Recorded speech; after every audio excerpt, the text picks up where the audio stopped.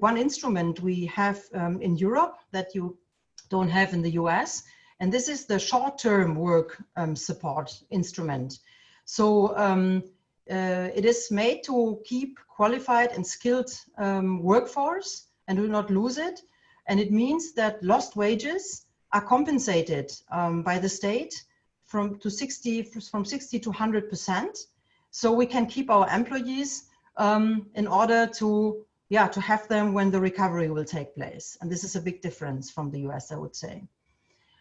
Yeah, what should I say? The estimated most likely scenario, the timeline, we all hope that in small steps, the recovery will take place in the second half of this year. And in a larger catch up, hopefully in Q2, so starting from spring of next year. Next slide, please, Sherwin. To throw in some numbers of IMF, they were recently published. The Euro area, the 19 countries of the Euro area are affected more than double than the world average. So the decrease will be of 7.5% in this year, whereas the world average is at 3%. And next year, the recovery will again be below world average with only 4.7%, as in the US, the same amount, but it's still below the 5.8 predicted for the world. If you look at the chart below, you see the individual countries. And again, a set ranking of who is worst. Italy, 9% minus, then Spain, 8%, France and Germany, 7%, and UK, 6%. Next slide, please. Let's have a quick look at the 5 biggest economies I just named. The longest recovery time after COVID will, of course, be in Italy. There will be a lot of companies closing there due to the long stop of the production. And of course, some M&A opportunities will come for you there in Italy, especially northern Italy. Second longest recovery scenario in Spain. France, the recovery time is still uncertain. There have been a massive compulsory closure of non-essential industries in France, but on the other hand, we are not expecting so many insolvencies, only 15%, less than in other countries. And the short-term work instrument works quite well. UK, the recovering will take longer than the average because as well they have to cope with Brexit on top of that. We don't know still how Brexit will look like, but it will be an individual market. The only really positive thing is a lot of digitalization opportunities in the service sector in UK. By far, the biggest stability is expected in Germany, in my country. Germany will probably maintain the key position in Europe after COVID. There will be the fastest opportunities for business development here. Especially, there will be a strong growth along the relocalization of the strategic value chain from Asia towards other countries. And as also in Germany's supply markets, Austria, Benelux, and CEE. Next slide, please. What trends do I see? Trend number 1 is a big push towards digital transformation. We have a backlog in Europe towards the US, your country, but towards other countries as well and continents.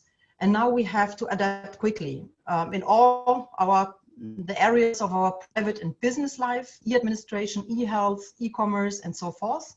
And the same applies to the industries. Industry 4.0 or IIoT, as you call it in the US, there will be a big push in that as well, especially in SMEs. Second trend, growing need for smart technologies. All technologies enabling a pandemic economy like robots, cobots, AI.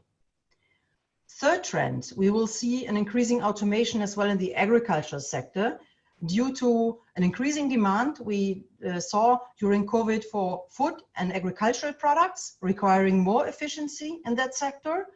And because we saw the risk of workforce stability through local infections, but as well, usually there is a seasonal immigration from east to west, a cheap labor force coming to harvest that was not possible due to the closures of the border. Next slide, please. The next trend is the rebuilding of the global value chains. As I already mentioned, there will be a shortening and diversification and a reshoring, a massive reshoring from China. On one hand, a relocalization, nearshoring to Europe, But on the other hand, we are looking for other reliable trading partners, and we see them in the US. I think that will be playing a big role to replace reshoring from China. The fifth trend is a trend we don't know yet, because how will we live and work after the pandemic is over? Will it be more a global economy, a local economy, or something in between like local? Next slide, please. Let's have a look on the short-term winners and losers. In case you don't know this graphics, I really like it because it's very clear. On short term, of course, all mobility industries are losing, like tourism, aviation, automotive, and so forth. And on the other side, the green ones are the winners. Everything that is needed during the pandemics, medical supply, personal health care, food processing, and so forth. That was the short-term perspective. Now let's go to the key sectors in Kansas on a mid and long-term perspective. Aerospace, number one. Aerospace was already under pressure prior to COVID due to a lot of challenges. The carbon footprint, driving technology has to be invented, overproduction through bans of different models. And COVID is dramatically reinforcing the overcapacity. Our partner from France is reporting a 40% production drop for Airbus due to the decreasing civil aviation and travel bans. So there will be a massive restructuring of the supply chain, going in vertical integration, going into more importance of system and module suppliers. So who will survive? How will be the demand? Innovations are really crucial for survival here. And this is where we see the medium and long-term opportunities for Kansas companies in the digitalization, in carbon efficient engine and biofuels, in new materials and composites for ecological flying, and all the hygienic treatments we are going to need when flying is going to pick up again. Next slide, please. Let's go from aerospace to advanced manufacturing.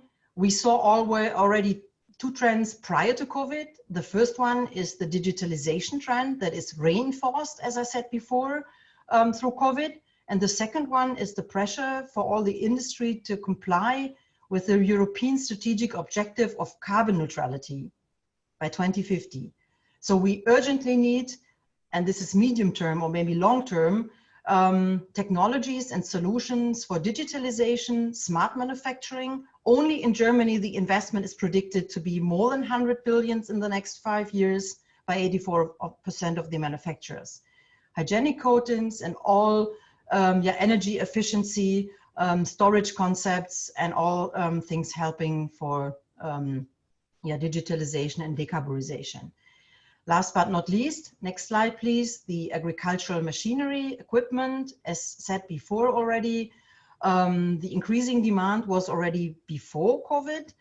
And the impact of COVID, as explained before, due to the shortage of labor and the rising demand for agricultural products, the higher efficiency push, we need automatization technology, robotics, agricultural 4.0, digital and precision farming technologies, everything helping to optimize the supply chains.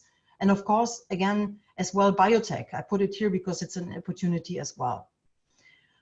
Yeah, next slide. Let's come to the specific opportunities. There are a lot of them. I just put 3 examples, 3 blocks there. One, no surprise, is digital technologies. And just some examples, as said before, in all the different areas, digital banking, cybersecurity, e-health, e-learning, blended learning, e-commerce, all you can imagine. There. Second is a reshoring example for electronics components. They came from China before, and now we are urgently looking for new partners, new suppliers for new battery technologies, for example. And third, we see a specific opportunity centering around everything connected to logistics and storage, because due to the higher risk of the border closing we saw, the delivery delays, disruptions in production, all seen through COVID, we need new innovative warehouse intralogistics, cooling technologies, and of course as well, web solutions to manage international transportation processes. So the logistic and storage will change as well after COVID. Yeah, so next slide and last slide. One in my last minute. What does it mean for Kansas companies from a business development standpoint? You saw that, and I explained to you in my few time I already had at the disposal, market opportunities are arising from the pandemic. Innovative technologies and solutions are needed to meet all the challenges post-COVID for restructuring and rebuilding.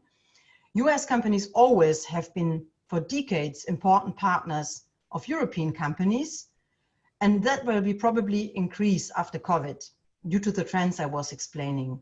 Starting from Q2, so spring of next year, there will be a pickup of the economies, and European companies, depending of course on the individual situation, will be open for new business looking to survive or even to grow post-COVID. So business development has urgently to start now, not to lose time and opportunities. Of course, it will be for now in a virtual way from your home office, but we have a whole toolbox available for that. Contactless business partner search, virtual trade missions that we can put at your disposal. We, as in-market experts, are able to support you in all 47 countries in Europe, and of course in all different sectors. My analysis could just be a very basic one, but I hope you could get some positive things out of it. We are all happy to assist you once the webinar is over. Please reach out to us. We can give you much more information. If you show the last slide, you see my nice colleagues from Europe there, all the pictures. Yeah, I wish you all the best for your business development. Of course, in my case, in Europe, stay safe and healthy and stay optimistic because there are better times to come up. Thank you very much for your attention. And now I turn it over to Sherwin for the Q&A session. Thank you. All right, Linda, well done. You kept it in time. Everybody is so far is on schedule. We had a couple of questions that were raised on the Q&A. One of the questions was, what new materials will be required to be produced and for what industry sector after COVID-19, if you have a sense of that? Yeah, I mean, we're talking about new materials. I was mentioning it in the aerospace industry, but as well in all the different industries needing intelligent new material, hygienic coatings or lightweight. So all the things that are related to material that can help to lose weight of things or to put a coating on it, or things that really are intelligent materials that are even more necessary after COVID. But you know, I don't have. I can. Yeah, if I would be offline, I would have more details to tell you. But I think you have some more questions as well. Yeah. Okay, so the second question that came up was, you had mentioned that there'll be more imports from the United States. In what sectors do you have a sense will be the biggest opportunities? Yeah, I mean, I'm sure that a very big opportunity will be in all the sectors, all the digitalization related sectors. This is what I said before, the first and very most important trends. Everything helping for smart technology or for smart production or for smart agriculture, everything smart. I think the US has and Kansas has a competitive edge in that, and we urgently need that, due to the trends I was explaining. So, yeah. Great. Okay, well, thank you very much. We're trying to stay on time, so we're going to go now to Latin America and the Caribbean. And Fabio, what happened to Fabio? Where is Fabio? I'm here. You are. Can you hear me? I can hear you fine. Right. Okay. Okay. Thank you, Sherwin. Let's go to the next slide, please. Okay. Good morning, good afternoon, good evening, everyone. I'm based in São Paulo, Brazil. And I cover Brazil, but I have other business associates in Chile, Colombia, Peru, Uruguay, and Paraguay. So I'm going to focus on these 6 countries. So Trade BRZ has been in business for the past 20 years. We focus on trade promotion, and also we work on trade finance transactions with export credit agencies such as US Exim Bank, Canada EDC, European ECAs like Hermes, Atradius, and others. We also do project finance investment, and we work doing due diligence on local companies, and we do attract foreign companies to the US and other countries in the world. Next slide, please, Sharon. Okay, so these are the current clients we have. We work for 3 American states, plus the state of Victoria in Australia. I work for an investment fund. I'm the general manager of this investment fund based in London. I also work for PNC Bank doing Exim transactions in Brazil, and I represent 2 agricultural agencies in Brazil. This just gives you a flavor of what my company does. Next slide, please. So I'll give you a brief highlight of what's happening about the region itself.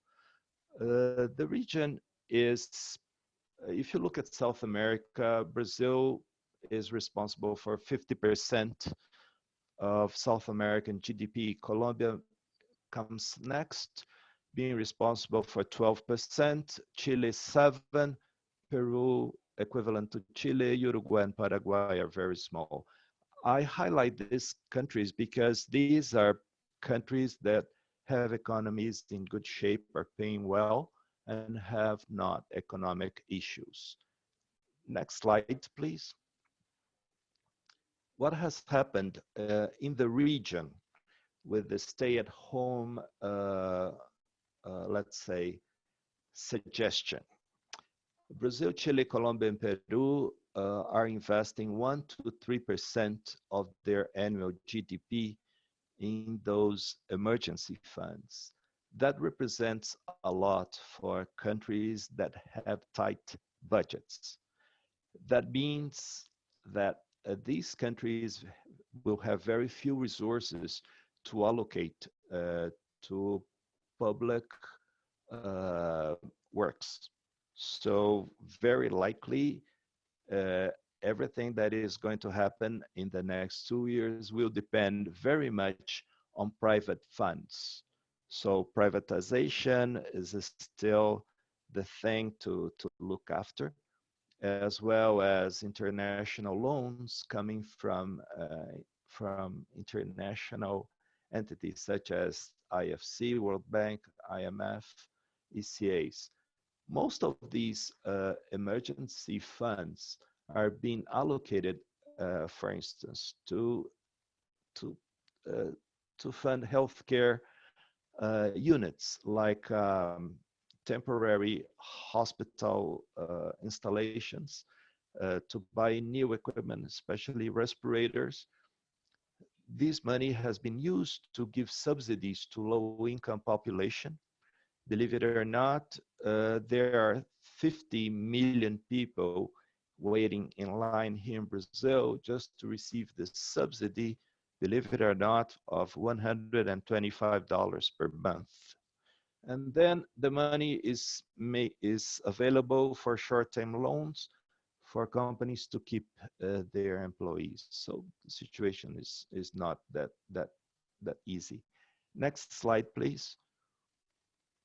So here are some of the opportunities, and the reason why you can read in detail all these industries, but when you look at those, you see logistics and you see productivity in all the industries. So what I want to leave you after this, let's say 15-minute presentation, are the keywords. If you have something to increase productivity, improve logistics, and you have speed to market, these are great opportunities in all these industries. All these industries are important in the South American regions, from digital to pharmaceutical companies. They are all looking for innovative products, as Linda said, and also means to increase logistics, because the territorial coverage that in this region is very extensive, and the logistics is not ideal. So we depend very much on roads, on highways, because the infrastructure in railroads is not here yet, as well as air transportation is pretty expensive. Next slide, Sharon. So when you look at uh, areas where, more specifically, where companies from the US or global companies might have opportunities, these are all the industries that we see are looking at ways to improve their efficiency. I just want to mention that last Saturday was announced that Embraer and Boeing are no longer going to be together. So they broke the deal. That implies that the aerospace industry here, of course, will struggle in the next couple of months or in the next semester, let's say so. But then the sector will recover very soon next year. And there are very, very good opportunities when you look at what the countries are good at. Next slide, please. So when you look at opportunities in South America, when you look at Brazil, that responds for 50% of the regional GDP, the country ranks 3 amongst the top exporters of those products: soybean, coffee, sugar, ethanol, orange juice, wood pulp, corn, or animal protein, and then minerals. So this is for Brazil, but if you keep your mind in the countries of the region, so these are opportunities that can be extended to other countries. Specifically, when we are looking at the Brazilian agribusiness, this is responsible for $7 billion in revenue per year. The oil and gas sector has $250 billion in revenue, energy 150. And as I said, much of this money will come from the private sector. So those are industries to watch very closely. Next slide, please.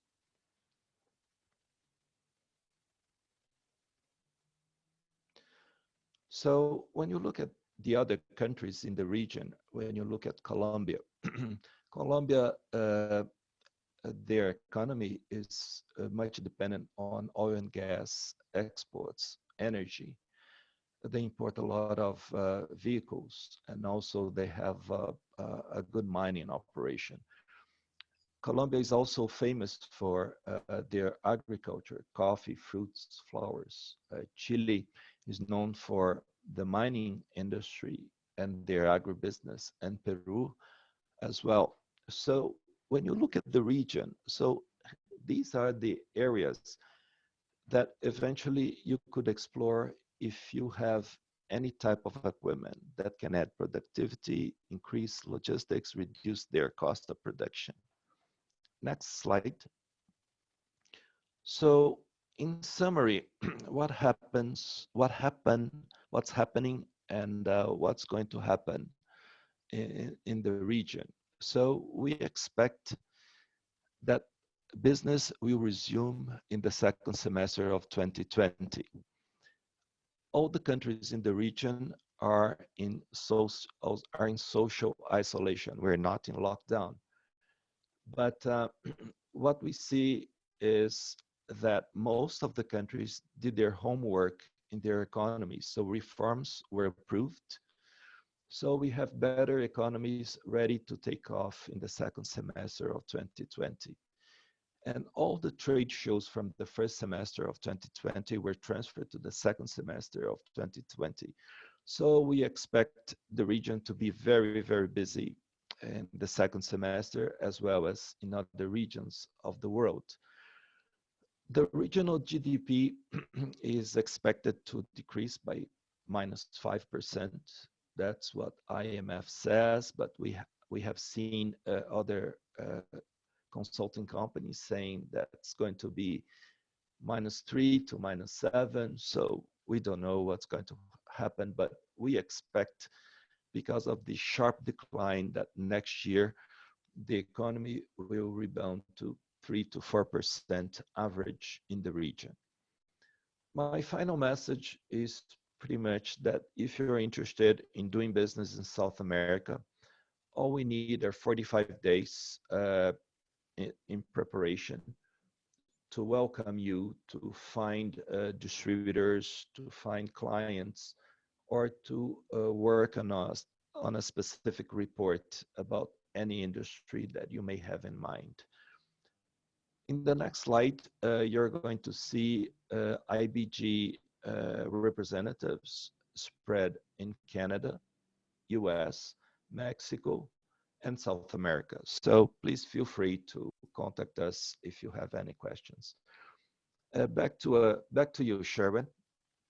Okay, thanks, Fabio. There was one question that came up during your presentation. Somebody wanted to know if you knew or could find out the liquidity factor in percent that's available for investment in products that address logistics in the transport and security sectors. Well, there are large corporations in this industry. So yes, there are great opportunities, and we can do some digging a little bit further and answer specifically what areas that company is interested. It's what we have seen in the past few months is the increasing interest in liquid natural gas, and we see billions and billions of dollars being on the table in very profitable projects. Liquid natural gas coming from the US, coming from the Caribbean. And we also see great interest, believe it or not, in deep sea water oil exploration. Even though the oil has gone down to, let's say, the lowest price in its history. So, but we see a great potential in that industry as well. So, all right, so thank you. Fabio, there's another question that came up from somebody who's online, actually from the airline industry in Wichita. And the question is, the airline industry is expected to be smaller than it is today. Airlines are canceling airplane orders and think it'll be several years before demand returns to what it was in 2019. What will fuel the aviation manufacturing growth that you anticipate in the first half of 2021? That's a tough question. The industry is foreseeing a major decline in flights, and it will catch up slowly. So most of the airlines are not flying internationally. They're just keeping up at the minimum in their domestic flights. So I would dare to say that just 15 to 20% of the airlines are still keeping up their flights. So there's going to be a sharp decline. And if you combine that to the oil cost, so this is really, really something very specific to answer. We would have to do some preparations to answer that question more specifically. All I can tell you is that most of the companies in South America are facing huge losses, and they're being supported by the federal governments in order not to go bankrupt. Okay, great. Thank you very much, Fabio. Okay, moving on, we're happy now to introduce Sarath, who will be speaking about the Asian market. Sarath, it's yours. Thank you, Sherwin. Sherwin, if you could move to the next slide, please, and perhaps the one after that. Okay, great, thanks. All right, good morning, everyone. And once again, thank you for joining us today in this webinar. My name is Sarath Menon, and I will be giving you my perspective as to what is happening in Asia.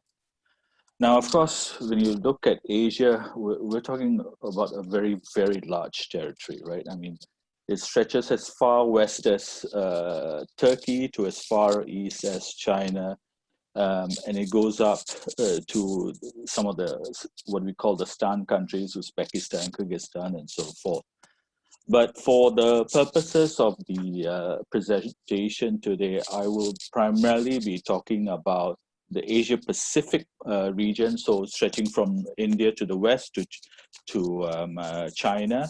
And I will also be talking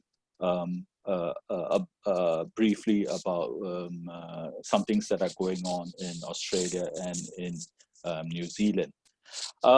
Just for background reference, IBG has consultants throughout Asia. We have people on the ground in India, in China, Japan, Korea, in Sydney, Australia, who Angela covers both Australia and New Zealand. And in my case, as Sherwin has mentioned, I am speaking to you from Singapore, where we cover the Southeast Asia region. So that includes our offices in Singapore, Malaysia, Thailand, Indonesia, Vietnam, and the Philippines. Sherwin, the next slide, please. So I think the first thing I suppose as all of us are doing right now is just to kind of give you an update on what's happening with the health situation in Asia. And so right now, and those numbers that you are seeing currently are numbers that were updated as of 2 days ago on Sunday. A couple of countries have opened up already. They include China, of course, South Korea, Vietnam opened up last week, Australia, and New Zealand. Of course, when I say they've opened up, I mean they have opened up business in a very cautious manner because they're still enforcing social distancing and other measures. Other countries in Asia remain in some form of a lockdown, and we anticipate that that most countries will start to reopen, primarily starting towards the end of May and the beginning of June. All right. The other thing I would like to highlight are the statistics. If you look at the number of cases of people who have contracted the virus and the number of deaths. So in the case of Asia, our total confirmed cases are about 6.5%.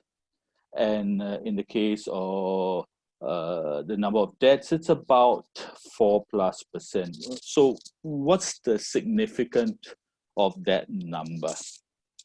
The significance is this.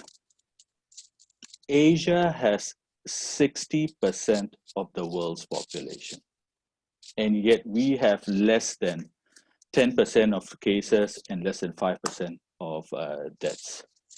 And looking at what's going on in our region right now, and in particular what countries in the developed parts of Asia are doing, they are going to do whatever they can to keep those numbers down as much as possible for as long as possible. So there is very aggressive testing and contact tracing and quarantines going on, and they're using data, artificial AI, they're using apps. Australia, in fact, just announced the launch of an app to use that for contact tracing purposes, not unlike what Singapore announced a couple of weeks ago as well, with regards to the use of an app for contract tracing.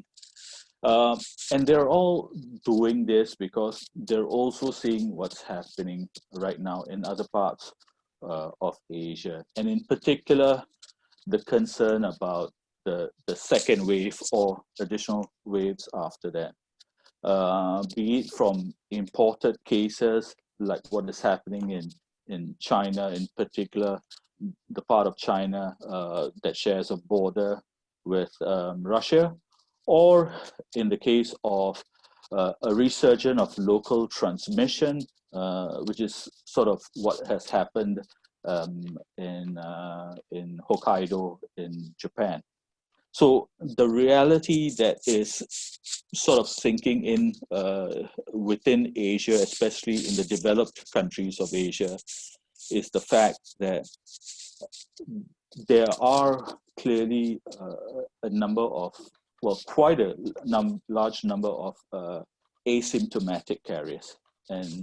And without aggressive testing, I think their concern is that we're not going to hit a plateau. We're just going to be reaching the summit of a hill, come down again and start again. So that's something to think about, because that will clearly, of course, have an impact from a business travel standpoint.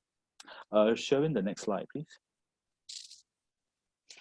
So what does that mean in terms of the economic outlook for Asia? So look, I think it's clear that 2020 is not going to be a good year at all. I think the anticipation and the hope is that at the worst, we're looking at a 0%, zero growth in 2020, but a strong recovery in 2021. But let's not focus on the 2020 numbers. What I'd like you to look at are the 2019 numbers. And if you look at the growth in places like in China, in India, and generally on average in Southeast Asia, and if you look at what IMF is projecting in 2021, you're looking at some very significant numbers here. I mean, we're not talking, we're talking on average 6 plus, sometimes 7% in some cases. And this is what we anticipate that's going to happen, that so long as these countries, especially in the developed parts of Asia, are able to find a way to control the COVID-19 virus rather than the virus controlling them, we think that Asia should be able to emerge from this pandemic fairly quickly. And if you look at what's the numbers that I've posted for 2019, the fact is Asia was doing pretty well for the most part, with a few exceptions in terms of markets. Asia was doing very well. So we hope that with this ability to control what's happening in the region, that we will come back fairly quickly in 2021. Now, admittedly, many of our countries in Asia are very much dependent on what's happening with our key trading partners. And there's, of course, the concern about what's happening in China, but hopefully that will be addressed. So I think keep your eye on what will be happening here in the region. In fact, I think we might be in a better position than perhaps other parts of the world. Sherwin, the next slide, please. So what do we anticipate is going to happen in our region in the post-COVID-19 era? I think my colleagues before me have touched on some of these things, but let me mention three things in particular. Okay, I think the first question is clearly this whole idea of reshoring, right? And the diversification of the supply chain.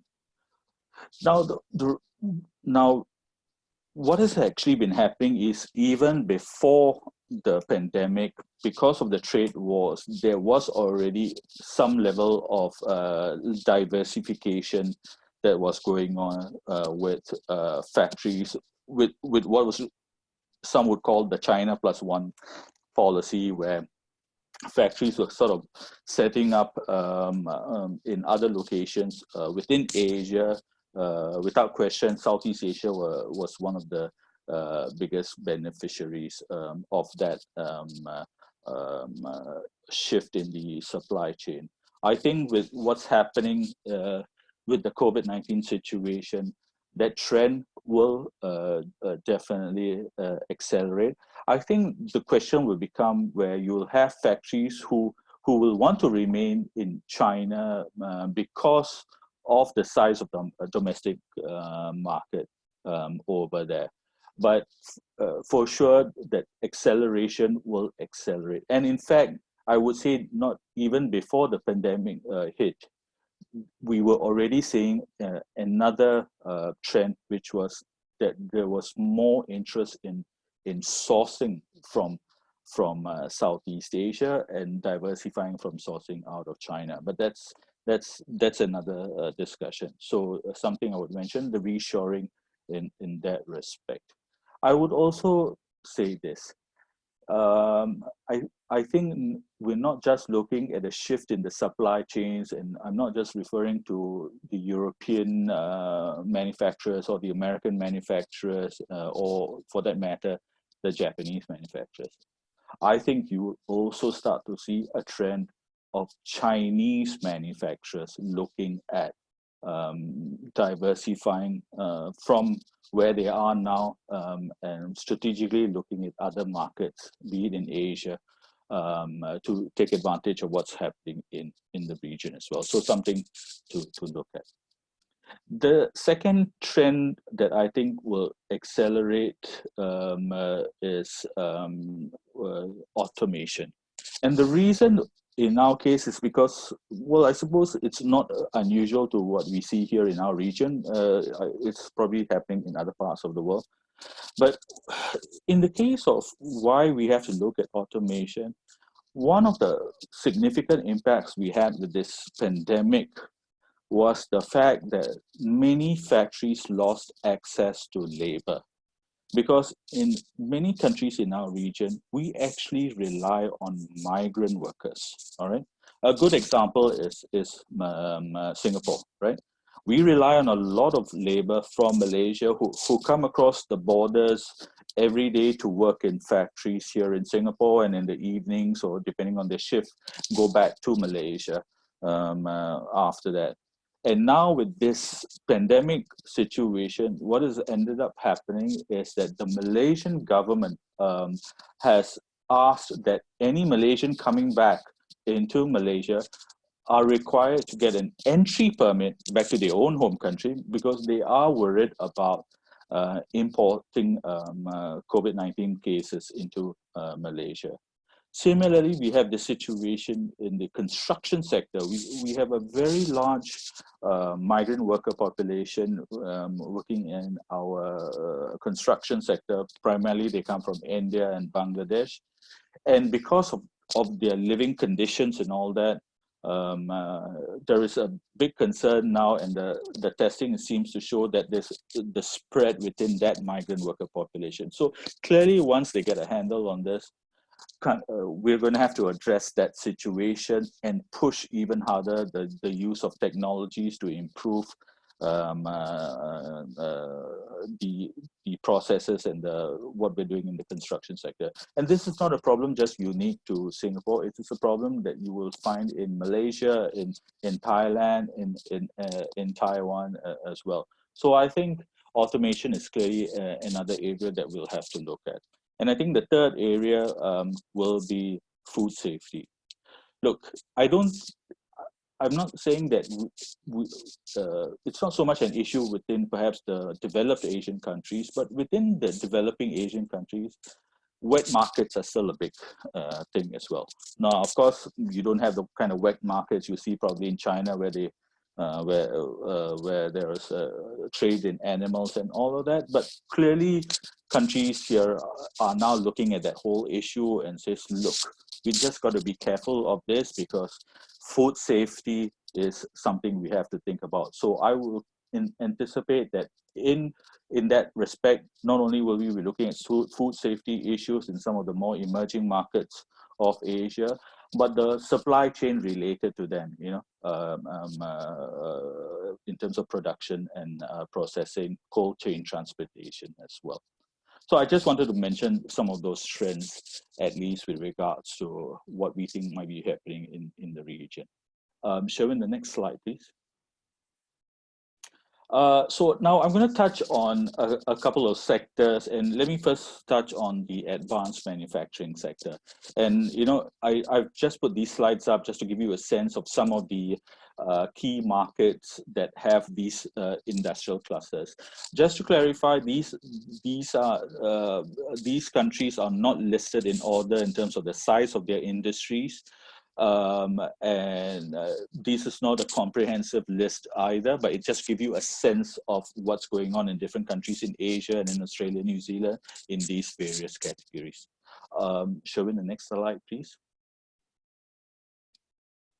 Okay, great. So as I mentioned, and I think as some of the speakers before have mentioned, this whole trend towards modernization and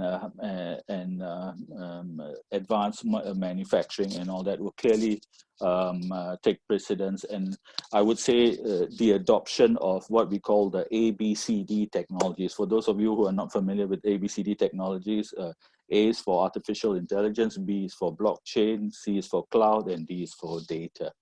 And as I've listed down there, some of the things that are going on in different countries in the region with regards to initiatives that they are pursuing either in Korea or in Australia, even here in Singapore.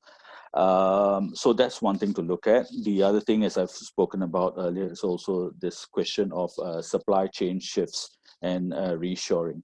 And in particular, I think Southeast Asia is going to be one of the beneficiaries. And within Southeast Asia, I anticipate Vietnam in particular. I mean, just to give you a sense, in the first quarter of this year, Vietnam approved 700 manufacturing investments just in the first quarter of 2020. All right. Next slide, please. So in the aerospace sector, okay, so the aerospace sector will clearly face some challenges. Budget airlines are short on cash. Virgin Australia is already declared bankruptcy. So I think that in some cases, what will happen is that those countries that have a fairly well-established and diversified client base with regards to the MRO sector will probably consolidate their position and continue to do fine with some impact, I'm sure. But those countries whose MRO industries were primarily focused on the budget airlines, of which there were many in Asia, I think they're going to be hit very very hard as well. The other thing that was worth looking at is the defense sector, because like in the case of Singapore and Korea, quite a bit is going on in terms of purchasing of US jet fighters, military planes, and in the case of Australia, in the space programs that they're developing as well, and so some manufacturing opportunities in that segment as well. Sherwin, the next one. Finally, on the Agritech sector. I think, again, as some of the speakers before me have alluded, there is a strong push to enhance agricultural productivity in the region, and we already starting to see that happen. So, for example, even in Singapore, they're starting to look at more innovative farming methods. We've now started to use the rooftops of our car parks to grow vegetables. We're talking about vertical farming and all of that. And then in other countries, places like Australia and in Thailand, this issue of water management because of the droughts that they have suffered and how that's going to impact the agricultural sector. That's something to look at as well. And finally, food safety, as well as food security. storage and transportation. Finally, I would just want to talk about what is your strategy for Asia. And I think this question is something to think about because, as I said, I think we will come out of the pandemic probably a bit faster than some other regions of the world. However, because of the aggressive testing and that will go on as countries here try to address their concerns about importing new cases here, this is going to impact business travel, and so companies have to think about what they're going to do. So we talk about reshoring of supply chains. I think companies may have to actually start thinking about reshoring their sales teams, all right? So that they can handle what's going on here in Asia in terms of business development and building relationships. And as you think about that, you've got to think about the longer term perspective, because if you have a chance to look at this report done by McKinsey that talks about the future of Asia and the fact that in 2040, Asia will contribute 50% of global GDP and 40% of world consumption. Now think about that. That's just 20 years from now, all right? So with that, I will end my presentation. My last slide, Sherwin. These are my colleagues covering Asia. And once again, thank you for joining us in this webinar. Okay, thanks, Sarath. Before I ask the question, just so you all know, because a few people have asked, the deck will be available, a video will be available, so no need to take too many notes. Everything will be available for if you want it. So there were a couple of questions, Sarath. One is, as more countries and companies express interest in moving away from China, what will drive that 99.2% growth in China you project for 2021?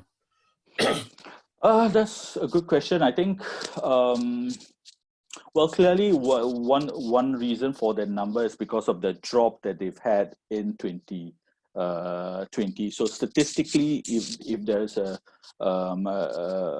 rebound, that will contribute to some extent to that number. But I think the other thing is what China will probably do in terms of pumping money into the economy to get it to grow.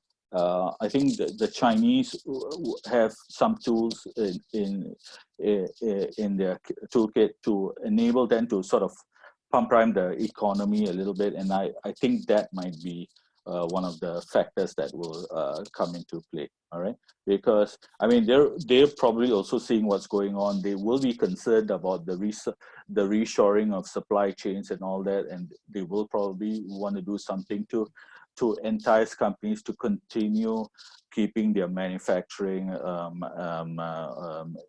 in China. So there was an allied question regarding Southeast Asia. Mm-hmm. Somebody want to know on what basis you estimate the 3% increase in growth in GDP in Southeast Asia as well, as opposed to the 1% in 2020.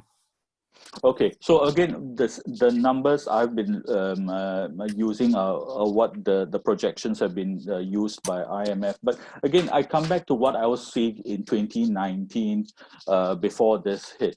So the numbers for Southeast Asia are average numbers, all right? And so if you look at it, okay, Singapore will be a little bit slower. We're probably looking at 2%, 3% growth.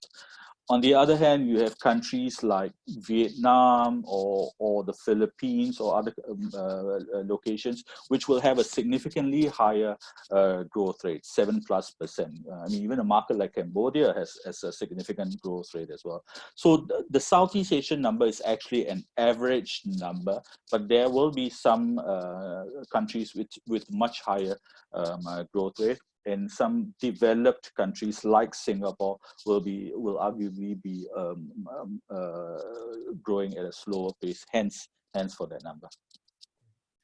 Thank you. Okay, our next speaker, our final speaker for the morning is my co-chair of IBG Global, Richard Zerba, who's speaking with us from South Africa. Good evening, everybody, and it's a very beautiful dark evening here in South Africa. I'm really grateful for the opportunity. I'd like to say first of all, some of my thoughts have been going toward strategically, what are American companies going to be doing after this whole event is over? And what kind of behavior are we going to have to be looking at? But my thinking is, if you take the thought that meeting people in person is going to be strategically more important after this is over, you're probably going to end up a winner. And one of the reasons that is because people are going to be consumed by a lot of the digital technology that they're getting used to, and they're going to think it's it's a substitute for actually getting out there and meeting people. But the people that will be successful internationally are those that are going to be meeting the people, because most of the world is transactional by nature, or not, is relational by nature, not transactional like we're used to in North America. So those people that are getting out and getting out of the chalks very quickly are going to be successful, and those ones that are going to be trying to stay at home and doing things digitally are going to be at a slight disadvantage. If you use the digital so that you can make the real things happen, you're going to be successful. But if you look at the digital as an end piece in itself, you're probably not going to be doing the right thing. Africa is a very relationship-based continent, and so is the Middle East. You cannot get away from working with people, getting to know them before you start to do business in most instances. So you've got to work hard at that. What is this whole COVID-19 been doing in Africa? The first thing is, Africa is not going to be very badly hit by this overall. Africa is going to come out of this punching. And I can tell you that the attitude of this young continent is that they're not going to be sitting still once this is done. So we've got a continent of 1.3 million people, with only 53 million of those who are over 65 or over. We've got 53 million senior citizens out of a population that's as big as China. And if you compare this to 180 million out of 750 million in Europe, you've got a big divergence. Africa's average population is 19.7 years old. So we're not going to have a lot of deaths from this no matter what happens, but we are trying to protect those through our lockdown situations that are going to be vulnerable, and that's important. So we were some of the fastest countries to lock down. Uganda stopped travel from most countries before they even had one case. Sierra Leone did the same. South Africa locked down very quickly. Right now, the country only has about 4,000 cases and maybe just a couple hundred deaths. Most of Africa has been very lightly affected by this, and it's going to be lightly affected going through this. So we're looking at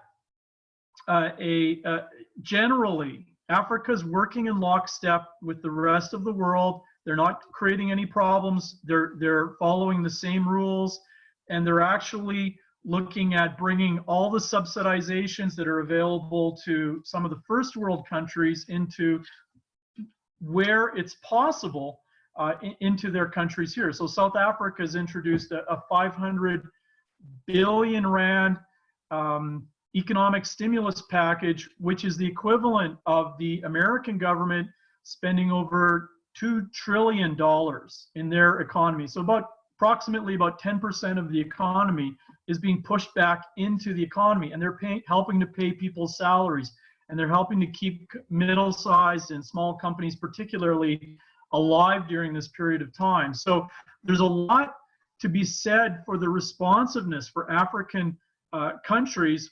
And the fact is that most of the governments and the companies are able to work very flexibly because of the culture, the way people work down here. They can work very flexibly and move things fast. So we've seen a very fast response to a lot of these issues.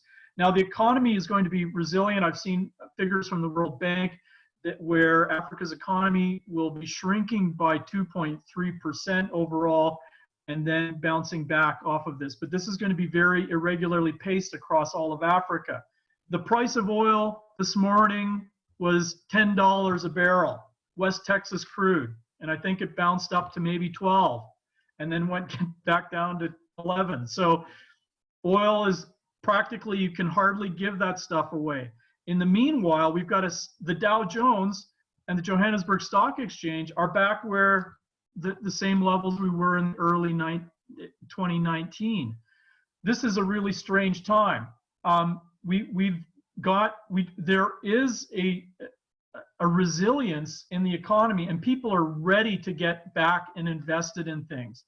So really, except for the petro economies, which are really badly hit right now, which is Nigeria, which 99% of their exports are crude oil, and Angola.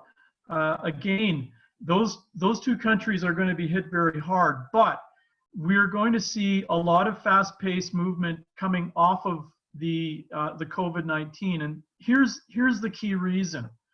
The young population in Africa is extraordinarily entrepreneurial. Here's another reason. The culture of Africa is very stoic and resilient to these kinds of hardships. We've got 1 million people who die every year around the world, but most of them die of malaria, but most of them die in Africa. South Africa has 125,000 people dying of HIV/AIDS every year. That's 350 people a day.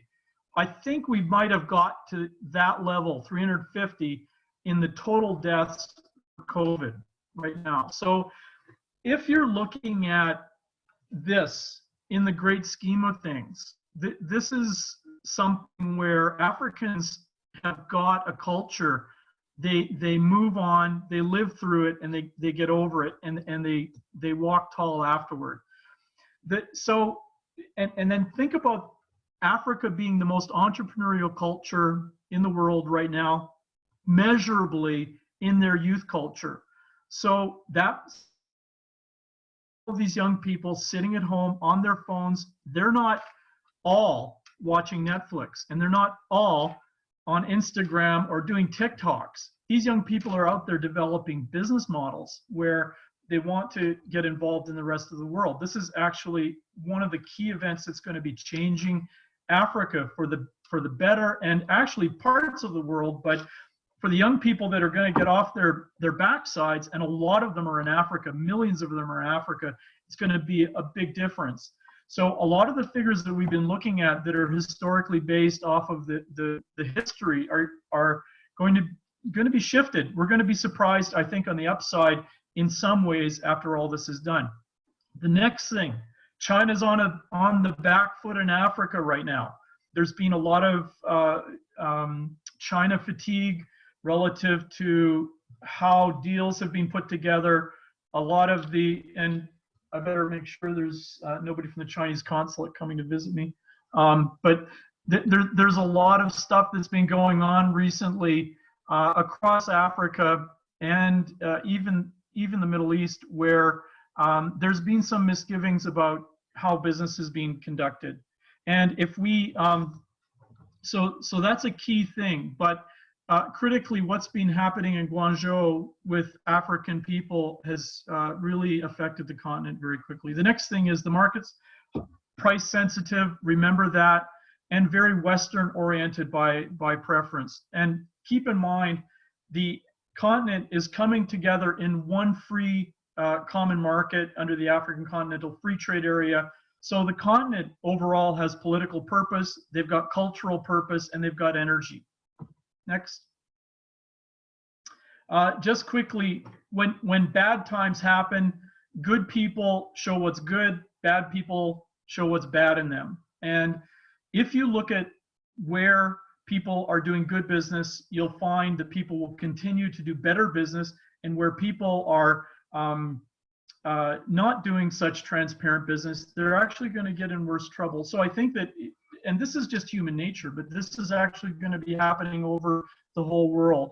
I think COVID is going to have a hard, is going to take some hits against corruption globally, and it's going to also happen in Africa. Next, please. Okay, so just quickly hitting on agricultural technology, Africa needs it. Right across the board, Africa's got 60% of the world's arable available land, and they're looking for technology all over the place. And that doesn't include just field technology, it also includes food processing to build the middle class. It includes a lot of things that that are right across the board because Africa's got a lot of different climatic zones. Aviation is going to present a lot of opportunities here because all over the world there's going to be aircraft that are going to be sent around into new airlines, and so it's going to be exciting where we're going to see opportunities for companies that are selling second market parts and into the aviation field. MRO is going to continue to grow. South African Airways right now is perhaps on the edge of going bust, and that's a big deal, but it's going to provide a lot of opportunities for smaller companies, and Africa's just at the very beginning stages of having a lot of economy airlines being very successful. The other thing is that we're in the midst of an age of automation in Africa, and automation is coming very quickly to the population here right across a lot of different fields. I don't have a lot of time to go into a lot of the other sectors, medical, mining, power generation, infrastructure, telecommunications, whatever you're looking for to sell, somewhere in Africa, somebody wants it. There's going to be different levels of requirement in different countries. Some countries are very sophisticated, like South Africa, and others are at the bottom of the development chain, like the Democratic Republic of Congo. And so you've got all kinds of different needs, and that presents all kinds of different opportunities for people. Next. Israel, a very exciting economy and the startup nation. So I'm not the expert on Israel. Sherwin really is, but I'm going to be filling in for him, and then maybe he can field some of the questions. The economy is already ramping up. Israel was one of the first countries to have locked down very tightly, if you remember, and they also had very hard inbound travel requirements. So Israel, although it was one of the first to be locked down, is now ramping up again economically. The other thing is, make sure you're looking to Israel for tech-related joint venture opportunities. There's a lot of thought going on right now, even during this period, and it's not slowing down. And if we remember what's going on, people are reinvesting back into the stock market. They're reinvesting globally. And so positioning yourself and for that kind of fund flow is something that the smart companies are doing, and Israel is right in the middle of that flow. So they're not sitting still. They're looking for funding for really good ideas. The market is very price sensitive, like a lot of the rest of the world, but also Israel is very Western oriented. And remember, your food imports must be kosher. So I think we'll go to the next slide. Again, remember, where people are doing good business, they're going to continue to do good business. Where business is hard to do, it could be harder after this. So look where the green areas are mapped. You've got Israel and some of the Gulf Cooperation Council countries that it's really easy for an American company to come in, speak English, do contracts you can understand, and commit, and then continue on. And some of these markets are going to be doing well. Others are going to be in trouble, but that trouble can also bring opportunities. Next. If we look at all of the opportunities that are going on throughout the Middle East, one of the biggest ones is going to be economic diversification. Think about all those wealthy GCC countries that have been very hit by the price of oil going down to practically nothing. They've got big sovereign wealth funds, and they're all going to be looking at diversification strategies, and a lot of it is in manufacturing. So if you have something that is working toward a goal in getting your machinery selling internationally, don't forget countries like the UAE or Qatar or others. These countries have very big stimulus funds available to companies for purchasing machinery to get things moving. And so if you talk to to firms over there, they've got the finance. That's one thing that a lot of these countries have over there. Again, there's a lot of competition from the Far East. There's a lot of competition from Europe. Europe is their back door, they're the backyard. So it's easy for them, and they've got a lot of access. But remember that there's an opportunity. And again, English is the lingua franca. It's easy to do business practically right across the Middle East and Africa in English. But again, Morocco and Algeria, French and Arabic are critically important, but and in West Africa as well. So maybe if you've got French, if you've got Portuguese in Southern Africa, that's also a really good benefit. Next. Okay, some of the big plans that are going on, and again, if you look at some of the self-sufficiency projects across the United Arab Emirates, there's a lot of opportunity in agricultural development, and in fact, some of the opportunities for power are not in petroleum-oriented industries in the GCC countries. So we look at Oman, we've got the UAE looking at vast solar plans, and there's opportunities right across the board for all kinds of things. And I'd also like to say that particularly with logistics, there's a lot of opportunity in ports, rail, transport, all of these different areas where American companies have proven excellence right across Africa and the Middle East. There's a lot of opportunities for you. So I just like to leave you with a few thoughts. The first thing is that this is an opportunity time for companies.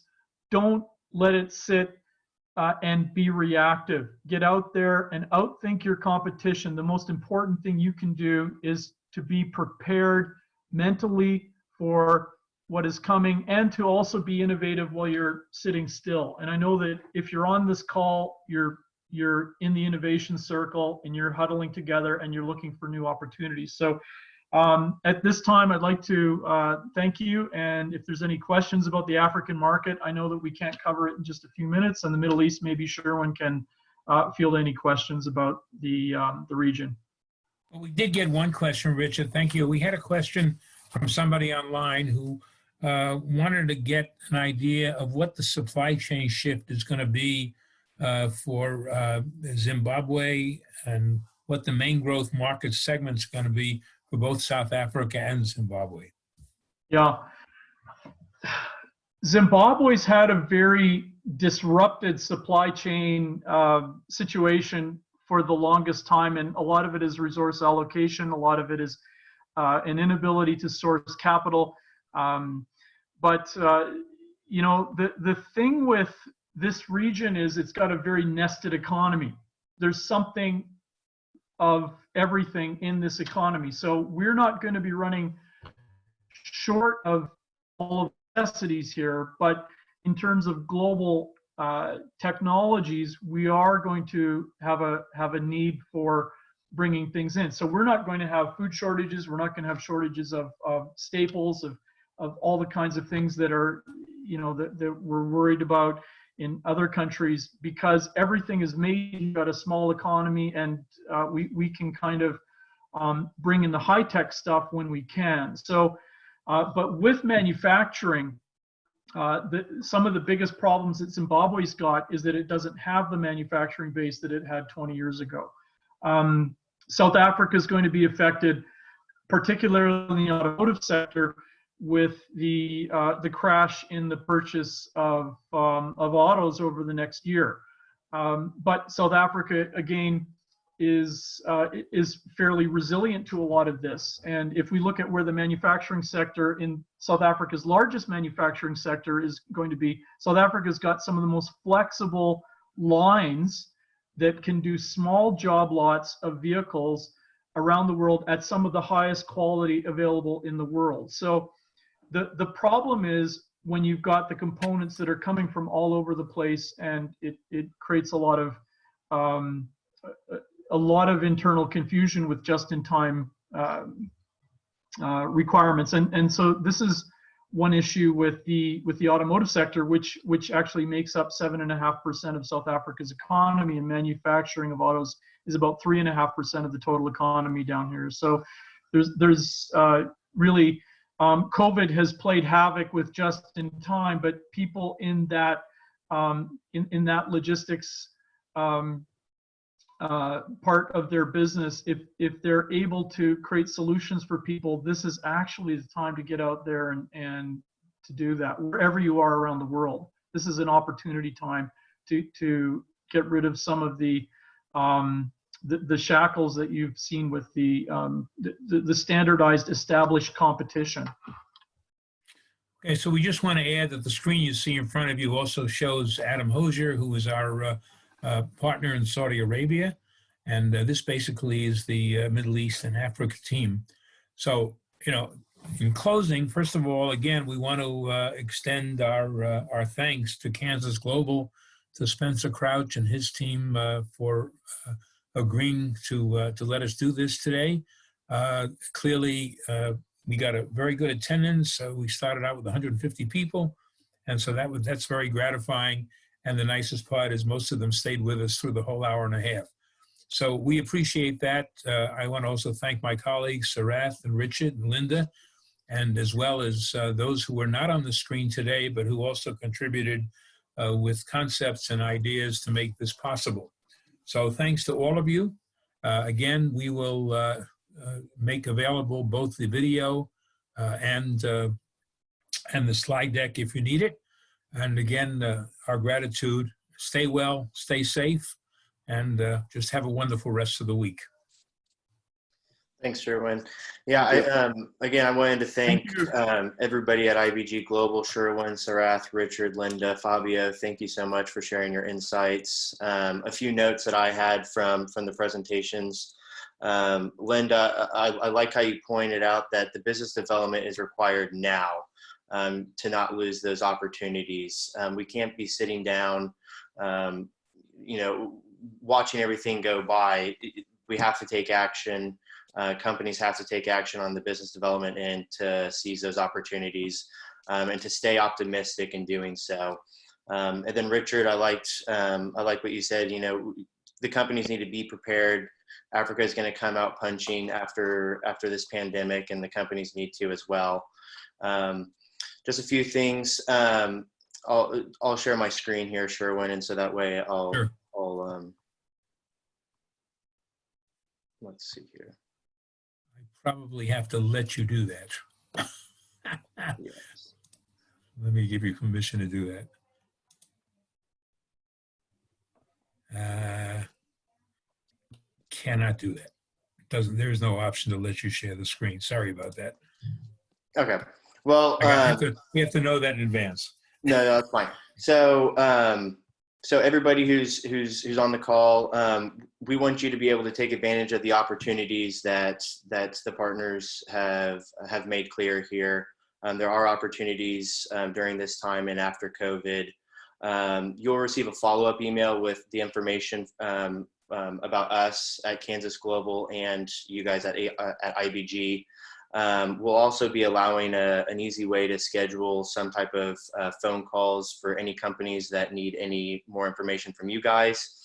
I just want to reemphasize that, we're here to help you increase your international sales, and we need to be proactive during this time. We can't sit and wait. The business development needs to happen now. And we at Kansas Global and IBG are here to help you do that. Thank you very much again. Appreciate the opportunity, and have a good week, everyone. Bye. Bye. Thank you. Thanks, everybody. Thanks, everybody.